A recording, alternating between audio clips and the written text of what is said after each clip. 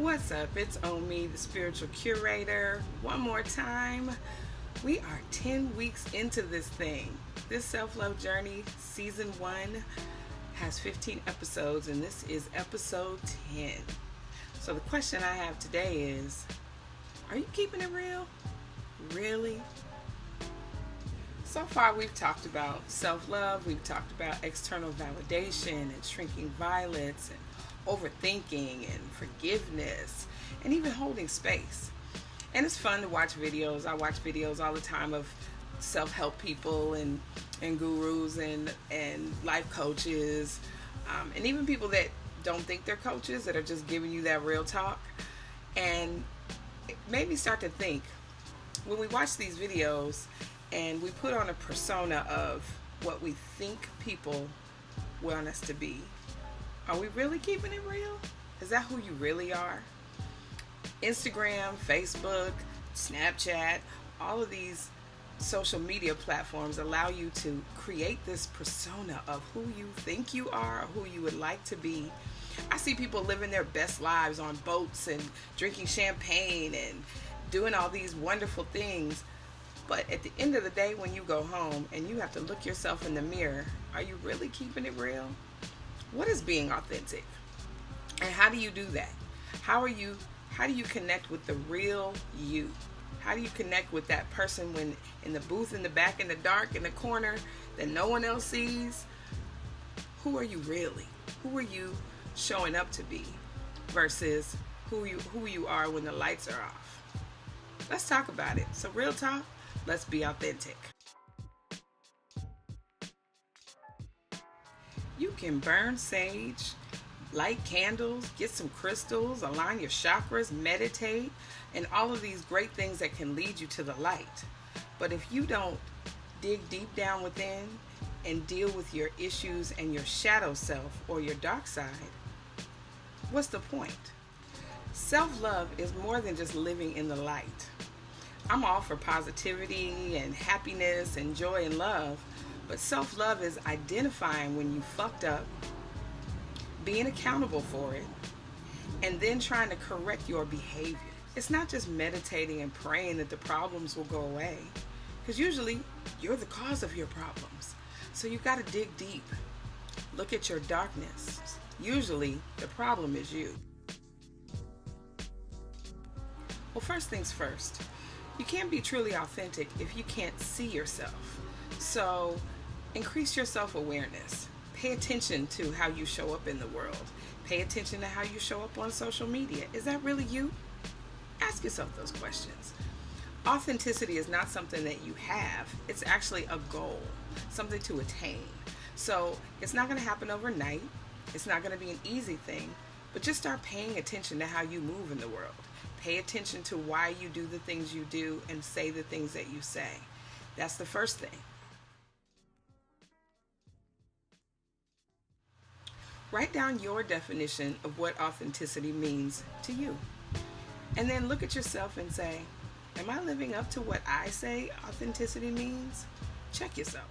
And then once you check yourself, reflect on it. Is this who you really want to be? Well, who do you really want to be?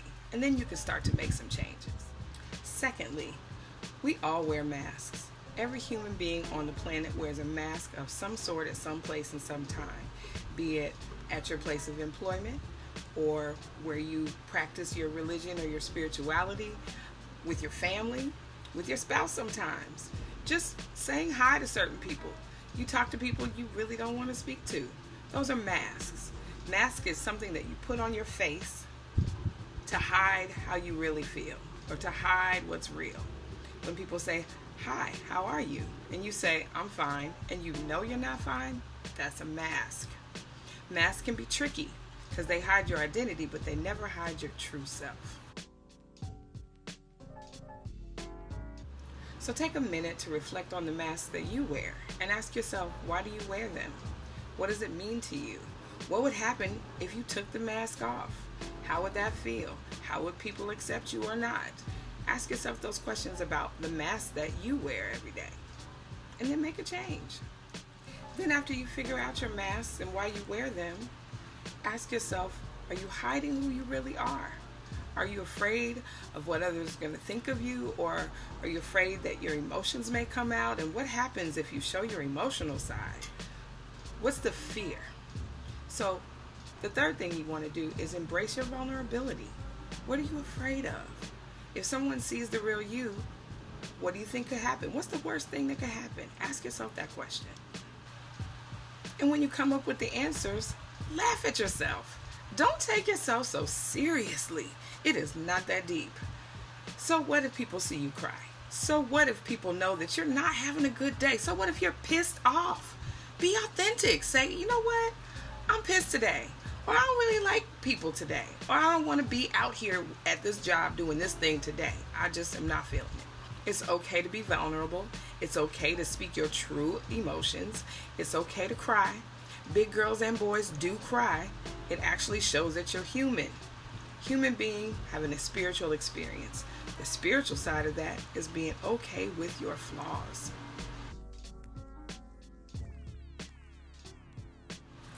When you can laugh at yourself, that makes it really hard for other people to laugh at you. Kevin Hart is a master at that.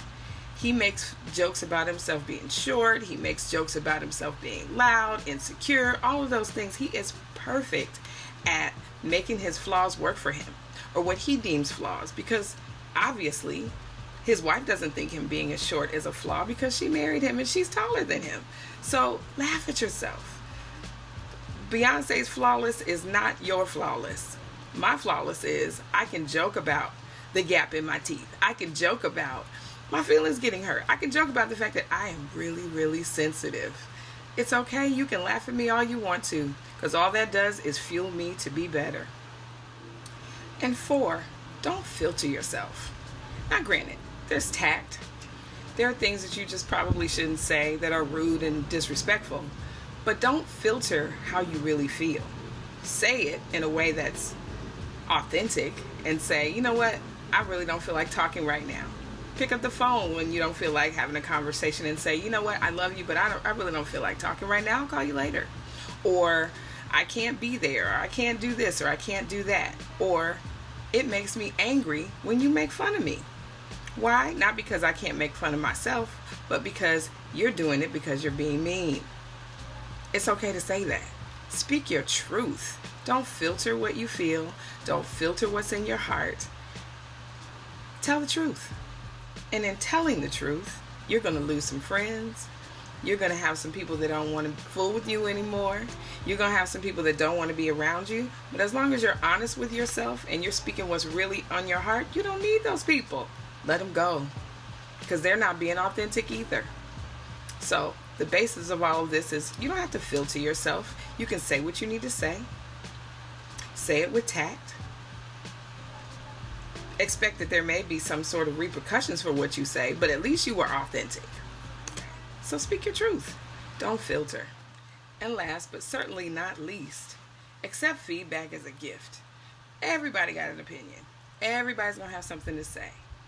But if somebody gives you feedback about how you show up to them, thank them.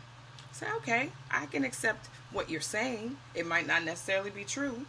It might not be necessarily how I meant to show up or what I meant to say or how I meant to express myself. But that's your truth. So if someone tells you that you said something that made them upset or did something that hurt their feelings or whatever, thank them. Because they spoke their truth, you spoke your truth. Either way, it's authentic. You're not being fake. You said what you had to say. Now, hopefully you said it with some tact. Hopefully you didn't cut below the belt or say something mean or rude, but speak your truth in a way that can be accepted, even though it may hurt their feelings. And then accept the consequence for their response. You're not responsible for their response. You spoke your truth. That's all you can do.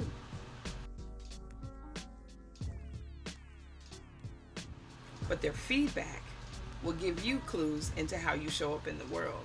Their feedback will give you an insight on how maybe other people see you. You don't know. I've heard the saying that if one person tells you you're a horse, you can question it. If 2 people tell you you're a horse, you may want to check around and see if there's some hay on the ground somewhere. But if 3 people tell you you're a horse, guess what? You're a horse. And check yourself. Because they spoke their truth, you spoke your truth. Either way, it's authentic. It's okay. No harm, no foul. Make a correction, change your behavior. But be authentic.